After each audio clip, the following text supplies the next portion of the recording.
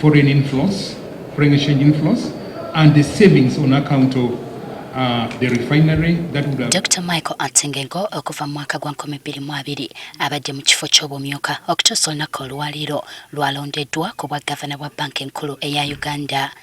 Ono mukugu mu nsonga z'ebyenfuna oluvannyuma lw'okusoma n'akuguka mu nsonga ezo ku ssettendekero Makerere yafuna bachelor's degree mu economics. Teyakomaawo, yeeyongerayo n'afuna masters mu arts and economics mu Cardiff Business School e Bungereza. Yayongera okusoma era n'atikkirwa doctorate mu philosophy era mu byenfuna mu University ya Liverpool era e Bungereza.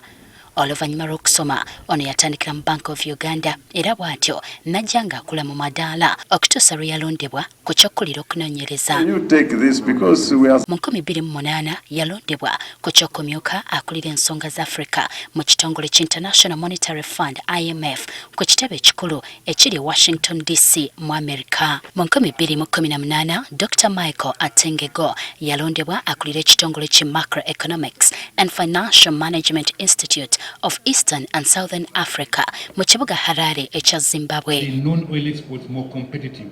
Kati oluvannyuma lw'okusunsulibwa paalamenti yafuuka myuka gavana nga 3 ogw'omunaana ogwa 2020 n'adda mu bigere bya Louis Kasekende eyali amaze mu kifo kino emyaka 10 gino jaggwako mu January 2020.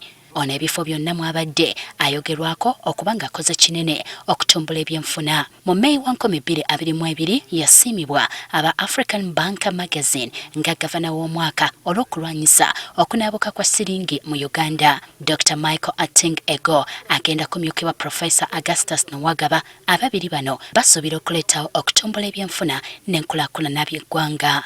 Dr. Michael Atingi-Ego azembegere bye yali gavana omugenzi Emmanuel Mutebire eyaffa mu January 2022.